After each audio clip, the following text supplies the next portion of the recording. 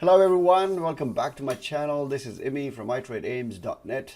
I'm sure you know that. If you don't, I trade Forex and I trade DAX 30 on the M1 chart. Today I'm going to show you how we caught wave 3, parts of wave 3, how we avoided wave 4, and then we caught wave 5 into that at the London Open. So stay tuned.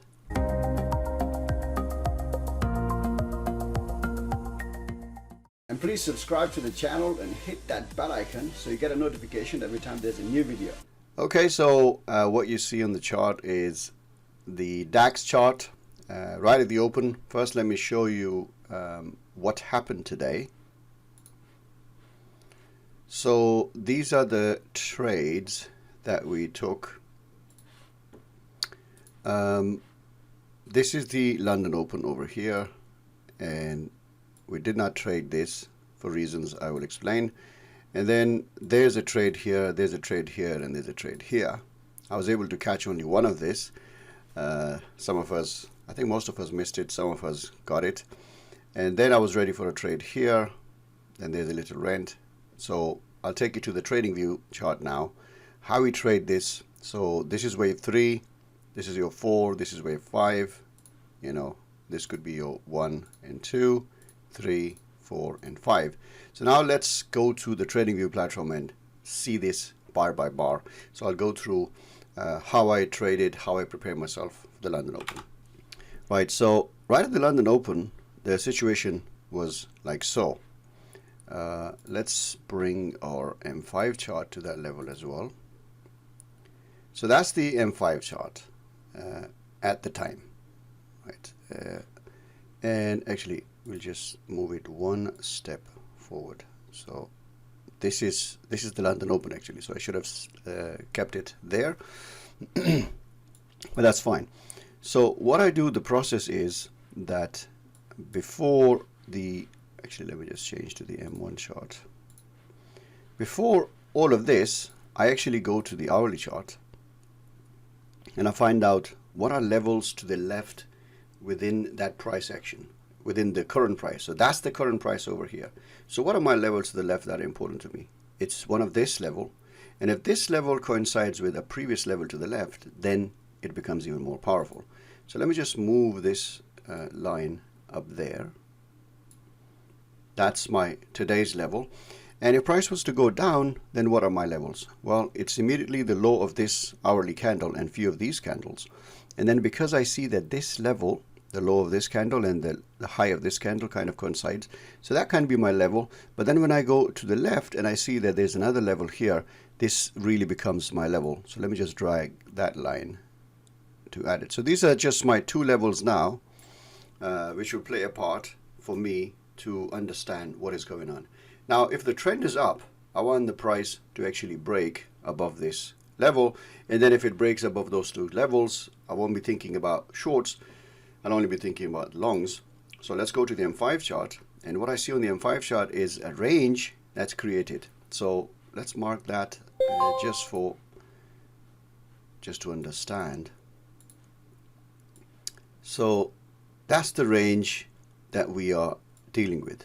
Now, ideally, in the next few minutes, when London opens right at 8 o'clock UK, I would want the price to break it clearly with high volume, and then if it gives a pause, like a little 1 or 2 candle pullback, I'll be in it. So let's go to the M1 chart and see how it played out. Ideally, what I want to do always is right at the London Open, the first candle, I want to put a line there. And if the price is above that line, I'd usually be going long only. If the price is below that line, I'll be going short only. This technique will eliminate about 50% of your losing trades. And then, because we use the 10-second Elliott wave concept, we only trade into the trending impulse waves. So let's see how we caught parts of wave 3. So first push is down. It's broken below the levels that I showed you, and then there's other levels to the left over here. Now I'll be wanting it to actually test this or break it and then pull back. Let's see what happens next. The next candle it starts to go up. So that means sellers have been rejected, and it doesn't just go up, it actually goes above the open price. And 1 minute later, it's gone and broken the range. That's it, we're bullish now. All I want now is for it to pull back, give me an entry, and so we can go. But it pulls back too much. See, if it pulled back over here, there was a small candle around this region here, I'd be very interested in it. But it came down, it did test the levels and succeeded, so we're still bullish. Goes down further, gets rejected, goes up. This could be your first entry if you want it. And in many cases, I will take this as a first entry. Today I didn't. I just wasn't sure. I would pay rent normally if I take this. It would go down, or probably not, because if it goes here 20 and then it went 10 points in my favor, like around here, and I know that these levels are important. If they are broken, then I would let it run. If they're not broken, I bring my stop loss to break even. So that could happen.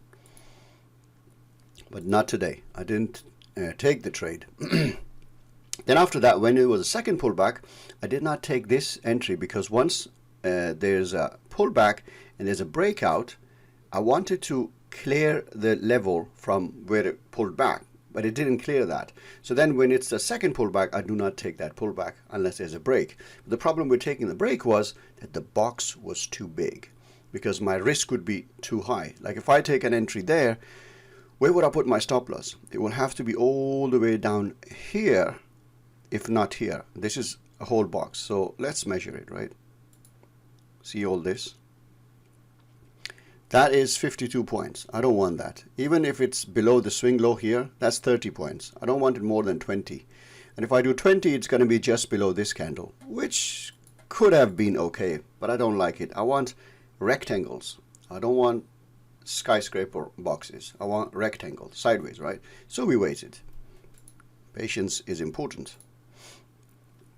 Pulls back. Now this is a pullback where you have a top up there. Let me mark that for you. See over here? There's these levels. There's one high, a second high, a third high, and a fourth high. It's kind of like a flat. It's almost a box. So if you went above here, pending order up there, stop loss below this, this would have been a pretty good trade, because now levels to the left have been cleared. The first push that's created, the push and the pullback, that's getting cleared. So your entry would be above that, and your risk is not too high either. And so it takes you in. At that time, there will be a little bit of psychological drama going on. But by this time, now, as it comes back to the entry level, tests it, and goes up, you're in a profitable trade. And by this time, it's hit your target point. Now, I didn't take this. Again, I was too cautious today. And I can guarantee you that if I'd taken this one and I'd taken a rent, it kind of activates me. A trade activates me. Suppose I took a breakout here and then I closed at break even. I would then have taken this and have paid the rent. And that would have meant that I probably would have taken a trade from here or there, more likely. And this is how my mind works. But anyway, I didn't take this. I was waiting for a micro pullback here, did not take it. Then I wanted to take a micro pullback here. I didn't do it. And then I thought, okay, now it's too late.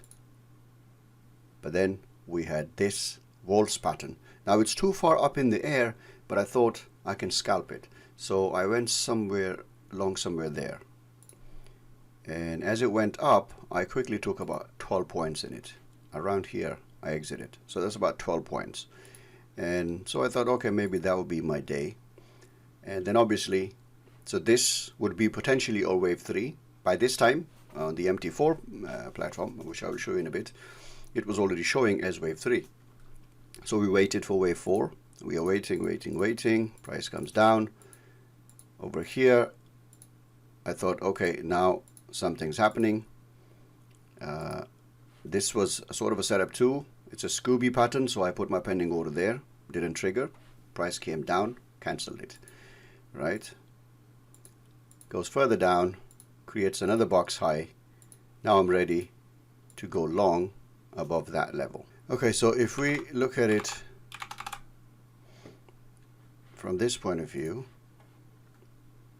see, let's take this further up. This is the M5 chart, and we need to bring it to the same time level over here, 846. We'll bring it to 850 here. Okay, let's bring that there again to that level. Here we go. So this is the setup that we are talking about. So here the only problem is that M5 is a bit parabolic. It's gone stretched a bit further, but still it's a first pullback of the M5. And meanwhile, what you will see is a 3 up and a 4 down. At least one bar is below the zero line, and now Gator is boxing, but the Gator was not trapped inside a box yet. It was an early entry. I took the risk and I paid the price.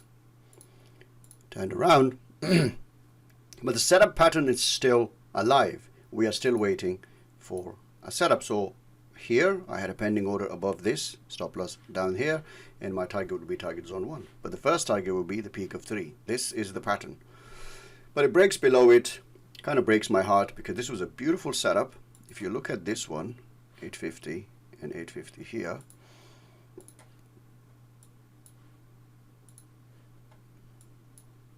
see this, and then price going up.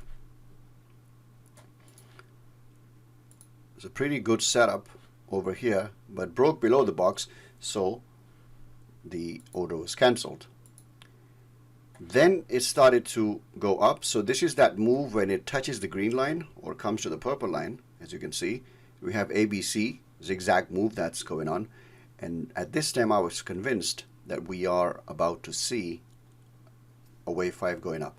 This turns as a blue dot. See over here on MT4, we get the AIMS entry alert. So blue dot comes, and I have a method. I can take blue dots if I wanted.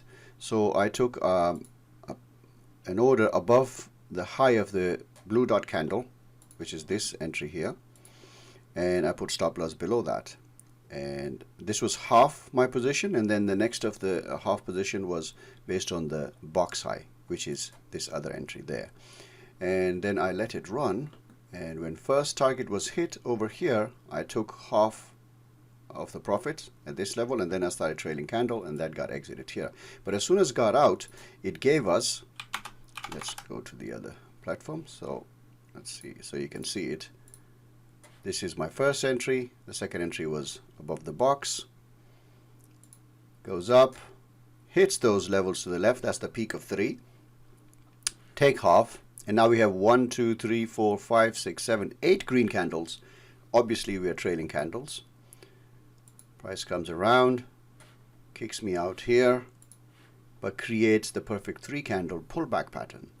We have a 3 up, 4 down, a wave 5 has started, Gator is open, first pullback, perfect pullback. This is a low bot entry, which was over here as well. There we go. We got back in, price went up, and where was my target? Because this is the whole concept.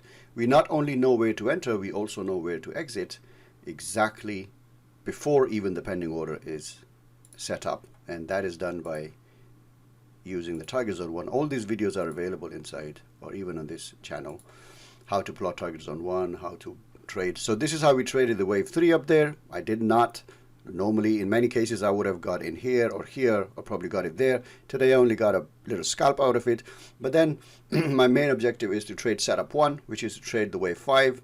I made my entry here. Some of the members took it from here. Most of the members took it from here. Some targeted this for 2R, some targeted that for 2R. Different ways of getting the same result. So I got in here, here, and here, got out, and then the reason I get out quickly is because if there's a signal to get back in, I can get back in again. So I got back in here, and then I targeted target zone 1 up there, and as you can see, my target was hit to the pip from here. So I was plus 25 and for half, and then I trailed the rest. That was plus 15. So it's kind of like about 50-60 points we made from wave 5 up, and that was about 3% profit for me. and that's it. We quit. We stopped trading there, and as you can see, the market continued to go sideways, and it cannot break that target zone 1 up there. What happens after that, I don't care. We have got what we wanted from this morning's trading. So we traded wave 3, we avoided wave 4, the evil wave. We did not trade wave 4, and as soon as wave 4 started to turn into a wave 5, we were back in it, and we traded it up to target zone 1 where wave 5 ends. And that's how we do 10-second quick Elliott wave analysis, and we trade the setup 1. So if you would like to learn to trade DAX or any other market, this is the strategy that we have. We call the setup 1, and you can trade it alongside as if you liked at DAX, at the London Open, and also at the New York Open, which is 2:30 p.m. UK, 9:30 a.m. US. And for people further on the east, especially Australia, they can trade. I have many Australian friends. They trade the DAX at the London Open with me, and US Open probably is too late for them, but it's nice and easy. People somewhere in India, Pakistan, and those regions and Middle East, for them trading the London Open is just like a midday activity, really nice and exciting. So thank you very much for watching this video. If you like the video, hit the like button and subscribe to the channel. See you in the next one.